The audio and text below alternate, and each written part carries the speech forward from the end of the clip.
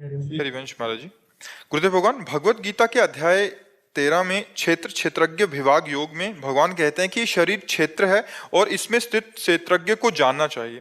आगे वे ये कहते हैं कि प्रत्येक शरीर में परमात्मा रूपी प्रभु स्थित हैं। गुरुदेव, मेरी विनम्र जिज्ञासा है कि क्या इस शरीर के दो क्षेत्रज्ञ जीवात्मा और परमात्मा इसमें स्थित हैं, या जीवात्मा रूपी एक क्षेत्रज्ञ में परमात्मा ही स्थित है? एक ही है, पर दो दिखाई देते हैं तब तक जब तक बीच में दर्पण रहता है। जैसे हम शीशा रख लें तो हम दो दिखाई देंगे, एक शीशा के अंदर और एक ये। तो जब तक हम जीव भाव में है, ज्ञान का विषय है, तब तक परमात्मा और जीव भेद रहेगा। और जहां हम परमात्मा में तन्मय हुए, जीवत्व तो खत्म हुआ। जीवत्व होता देहाभिमान के कारण, शरीर में मैं होने के कारण उसी परमात्मा को जीव कह दिया गया।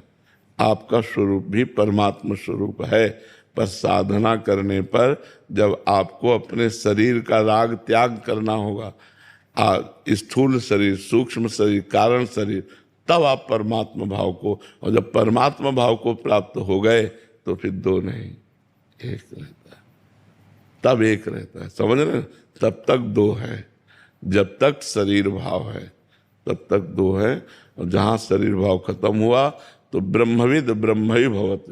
ब्रह्म को जानने वाला वो ब्रह्ममय हो जाता है। गोस्वामी जी ने एक चौपाई लिखी, सोई जानई जेहि देहु जनाई, और जानत तुम्हें तुम्हें हो जाए।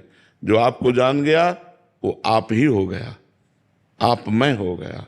तो वहां फिर दोनों, जानत तुम्हें तुम्हें, ब्रह्मविद ब्रह्म ही भवती। जब ब्रह्म को जान लिया जाता है तो ब्रह्ममय हो जाता है।